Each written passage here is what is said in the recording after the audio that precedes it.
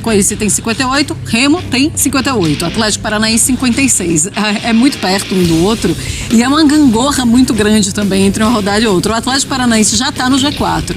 Depois tem o Novo Horizontino também com 56, o Criciúma tem 55, Goiás também 55, CRB, o oitavo colocado com 52, Avaí tem 51, Atlético Goianiense também 51, primeira página.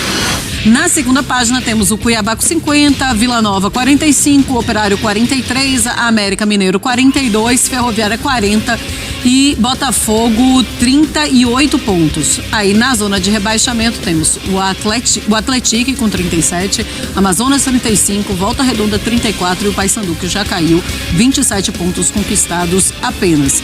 É briga boa na parte de cima, essa luta contra o rebaixamento. Galera, é isso mesmo que você ouviu. A imprensa da ESPN fala do Leão, inclusive o que eles estão falando por lá é que tá super arrancada do clube do Remo. Caralho, o maluco é brabo. Porra! O rebaixamento também esquentou nas últimas rodadas, Monta. Sem dúvida, vamos trazer um debate aqui sobre essa Série B até o 7º lugar, Zupac. O Goiás tem 55. Isso. E 58, a gente tá num delta ali de 3 pontos, que é uma rodada.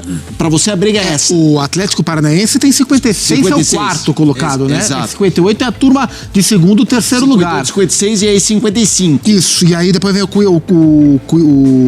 CRB com 52. A faixa daí pra baixo você já descarte? Não descarto, mas o CRB com 52 é mais improvável. Mas as rodadas, tem tantos. A gente vê de novo a classificação. As rodadas restantes, os 3 jogos que restam, são tantos confrontos diretos que possibilita o time que está ali em 7º dar um salto, né? E essa é a graça da competição, não só o equilíbrio de pontuação, mas os confrontos diretos. A gente teve Remo e Chapecoense, que foi um jogo espetacular na última rodada. Sim. Que o Remo vencia até o final e seria um vice-líder com uma condição de acesso muito boa. O Remo ia estar com 60. O papo sobre o Remo ia ser, vai brigar para ser campeão. E agora volta para a conversa sobre o acesso. Então, assim, é de fato eletrizante. O Atlético Paranaense, que deu mostras que tinha perdido o fôlego nas últimas rodadas, volta pro G4. Sim. O Novo Horizontino tá dando ali algum indício de que tá sem a solidez para de fato beneficiar a vaga mais uma vez. Criciúma teve super dentro, agora tá fora. Então, assim, tirando o Curitiba, é imprevisível e isso não é promoção do evento porque é nosso. Tirando o Curitiba, não dá para garantir quem vai subir. Galera, ali mais. A gente vai ouvir também eles comentando, falando que o clube do Remo, além de ser postulante ao acesso, vai subir para a Série A. Já era, porra. Chape hoje, não só porque está em segundo lugar, mas tirando o Coxa, é que pra mim tem um viés mais sólido de crescimento. Mas tem jogo ainda, gente. Ainda assim a Chapecoense e Remo com o mesmo número de pontos. É isso. Então, e que temporada, né, do Remo, porque vendo o Paysandu cair e ainda com essa possibilidade, até de título também, de Série B do Campeonato Brasileiro. E tem também essa discussão com o Atlético Paranaense, André, que primeiro não ia subir de jeito nenhum, o começo de Série B era muito ruim, depois pega 9 jogos sem perder, aí não, entra pro G4, daqui a pouco sai de novo, vai pra 7ª colocação e agora já é G4 novamente. Eu mesmo disse aqui, na metade do campeonato, que achava improvável o acesso do Atlético Paranaense ali, naquele momento de confronto com o Corinthians na... A gente vai ver tudo isso, mas antes do vídeo, já deixa aquele like, inscreva-se no canal. É importante, torcedor azulino, você curtir o vídeo, que para chegar em todo o Brasil e ver a potencial do futebol paraense. Outra coisa, vamos se inscrever e ativar o sino de notificações, assim quando eu postar o vídeo, o YouTube vai avisar você. Galera, Pix na tela, doe aqui R$2, ajuda muito o nosso canal. Dito isso, bora pro vídeo. Não, eu não vou não. E ele começa a ajeitar o Remo. Ele, por exemplo, coloca o Diego Hernandes na ponta. E daí a característica do Diego Hernandes de ser um carregador de bola faz muito mais sentido. E o Diego Hernandes cresce, inclusive faz o gol da vitória contra o Paysandu num clássico espetacular, num repá espetacular, num 3-2, que ele faz o gol nos acréscimos de falta. O Taxides, volante grego, entra bem também no time, então o time fica mais consistente. E com isso, com pequenos ajustes, o Remo cresce, o ataque começa a funcionar e o Remo volta a ganhar. E daí ganha uma sequência de jogos enorme, se recoloca na briga pela classificação aliás, na briga para subir, e agora inclusive um dos favoritos para subir. Então o Remo talvez não suba porque a tabela é difícil e de repente perde do Novo Horizontino, entendeu? Já cria uma pressão, tudo, e tá muito, muito embolada ainda essa briga do segundo lugar para baixo na Série B, né? Só o Coritiba que tá um pouco destacado na frente. Mas o meu palpite até que o Remo sobe. Pode ser que não aconteça, mas meu palpite é que o Remo sobe. E o Remo já tem uma estrutura ali. E que se não tivesse bobeado tanto no meio do campeonato, não tivesse demorado tanto para tomar algumas atitudes, talvez o Remo tivesse alguns pontinhos a mais no campeonato, que talvez a gente nem estivesse falando sobre a possibilidade ou não do Remo subir. A gente só estaria fazendo as contas de quantos dias falta para o Remo conseguir o pouco que falta para subir.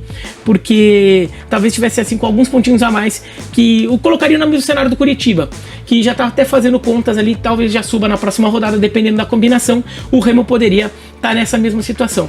Não está ainda, mas tem tudo feito, tudo pronto para conseguir os pontos que falta e subir. Então, para o futebol brasileiro como um todo, é uma pena a gente estar vendo o Paysandu cair. Então é bom que a gente tenha uma coisa. Claro, me desculpe, torcedores do Paysandu que não vão gostar dessa, né?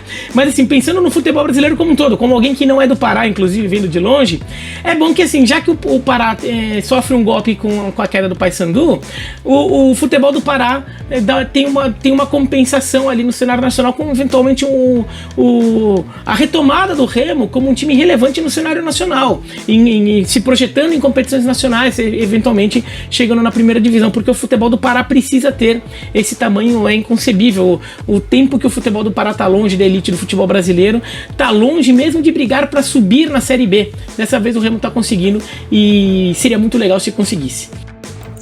Galera, lembrando que ele é o repórter da ESPN, tá? Beleza! Tá colocando o corte dele e o corte lá da ESPN mesmo, do canal fechado. Te liga aí no mais um vídeo. O Remo não joga a Série A desde o último ano, foi 94, são mais de 30 anos. E a Chape pode voltar ano que vem, faz 10 anos da tragédia. Também é o marco, né? Então são por motivos diferentes, são dois extremos do país, né? Norte e sul do país. Mas pra mim são as histórias marcantes dessa Série B que podem figurar na A do ano que vem. Mas o Pac, vamos lá, a gente vai colocar os próximos 3 jogos do G4. A disputa não envolve só eles, mas pra gente até entender as pedras nos caminhos, porque quem tá abaixo tem que torcer pra um desses. O Coxa não só tem a pontuação de acesso, mas vai pegar só a turma de baixo. É isso, a Chapecoense tem o América, que a gente tava ontem, né, junto, né? Podia ter escapado ontem. Podia ter já se garantido. Volta Redonda e o Atlético Goianiense. Também não tem confronto direto. Isso. Remo, Novo Horizontino é confronto direto. Avaí tá na primeira página, com chances remotas. O jogo na ressacada. E o Goiás, confronto direto. Esse Remo e Goiás na última rodada vai valer acesso pra alguém. Alguém. Vai ser demais, cara. E Atlético Paranaense com Volta Redonda, Ferroviária e América. Também é uma tabela que, assim, não é fácil, mas, poxa, você tá ali faltando 3 jogos. Você diria que o Remo... todos é disparado aí quem tem a tabela pior. O Remo, das 5 últimas rodadas, agora a gente tá falando de 3, eram 4 confrontos diretos e só o Avaí. É que o Remo vinha de 6 vitórias seguidas, a 7ª seria contra a Chape, e no finalzinho a Chape conseguiu evitar a 7ª vitória seguida do Remo, mas foi um empate que acaba sendo importante de um jeito ou de outro. A tabela do Remo é a mais complicada, mas é um time que cresceu demais nas mãos do Guto Ferreira. Se eu tivesse que palpitar, o Remo sobe? Eu diria que sim, mesmo com a tabela complexa. E tem o Novo Horizontino de novo, André, ali na beiradinha, né? Será que vai ter mais um ano? E que pesadelo, né? Fica ali na 5ª colocação nessa luta por 2 anos seguidos. Será que vai ser mais um ano, 3º ano? Novo Horizontino e Goiás, né? No ano passado ficaram ali na beira do G4 e não conseguiram dar o passo final. É claro, a gente tá falando sobre uma disputa na parte de baixo, com times tentando evitar o descenso para a Série C do Campeonato Brasileiro, que é uma crueldade. Pessoal, vocês viram a imprensa nacional da ESPN Brasil falando que o clube do Remo vai subir.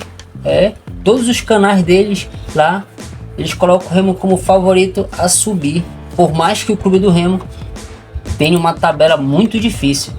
Agora a gente vai ouvir mais um pouquinho aquele outro repórter comentando. Te liga aí. Para isso. E não conseguia. E daí a gente vê como o futebol do Remo vai minguando, o time vai caindo. Além disso, tem toda uma questão da troca do Papelim pelo Marcos Braz. Então o departamento de futebol do Remo também começa a se reorganizar, uma nova mentalidade, novos profissionais chegando. Então o Remo perde um pouco o foco. E a gente vê o time caindo na tabela. Porque o ataque parou de funcionar, basicamente. Foi essa a grande diferença. O ataque parou de fazer gol. E com o ataque parando de fazer gol, os resultados pararam de vir. E alguns jogadores foram contratados, e eles não vinham entrando, não vinham conseguindo jogar. O Diego Hernandes, um uruguaio, que foi uma das contratações em que o Marcos Braz apostava, não estava se encaixando bem no meio de campo. Ele era um jogador condutor de bola, e no meio de campo ele tem que fazer a bola circular, então não casava com a função, então ele também não vinha jogando bem, e o Remo foi caindo. Aí o Remo resolve trocar de novo de técnico. Eu até acho que demorou para isso. O Remo deu muitas oportunidades para o Antônio Oliveira, mas em algum momento já dava para ver que o time precisava de mudanças. E contratou o Guto Ferreira. Teve muito torcedor do Remo que ficou desconfiado por uma fama de retranqueiro do Guto Ferreira, então considerou que no final das contas era mais do mesmo na comparação com o Antônio Oliveira. Mas eu na época, até comentando pela ESPN na TV, já, e no B de Bola, aqui no YouTube da ESPN, já não achava que era uma comparação tão justa assim. De fato, o Guto Ferreira é um técnico pragmático. Ele não é um técnico que vai montar o time jogando como o do Fernando Diniz. Mas ele é um técnico que sabe fazer o time jogar mais ofensivamente quando o cenário lhe é favorável para isso, como por exemplo, ele está num time forte diante de times pequenos, não que jogam futebol muito bonito, mas sabe buscar resultados, sabe tomar iniciativa.